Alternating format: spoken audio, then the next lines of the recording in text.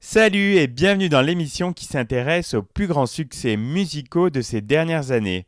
Aujourd'hui, on prend la direction de 2005, très bonne année pour le vin, mais également pour les chansons.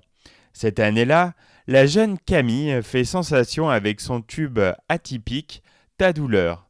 Björk française, icône bobo, idole d'un jour ou grande gamine bourrée de talent. En fait, Camille Dalmé, de son vrai nom, serait plutôt du genre inclassable et imprévisible. Encore élève à Sciences Po en 2002, elle fait de l'enregistrement de son premier album, Le sac des filles, le sujet de son mémoire de fin d'études. Les ventes du disque sont limitées, mais lui permettent de se constituer un noyau dur de fans et de se faire encourager par la critique et quelques musiciens. Le charme un peu anodin de ce premier album ne préparait en rien l'audace radicale du suivant, Le Fil, un des chocs les plus enthousiasmants de la chanson française des années 2000.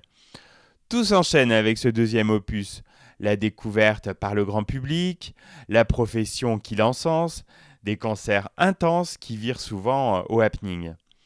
Tous les morceaux de l'album sont liés par un bourdon, une note tenue en l'occurrence, un si, parcourant le disque.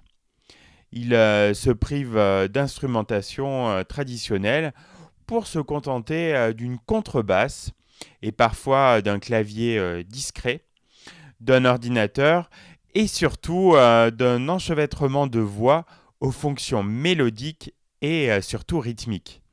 Loin d'être austère, ce parti pris concilie jeu et rigueur, fantaisie et minutie.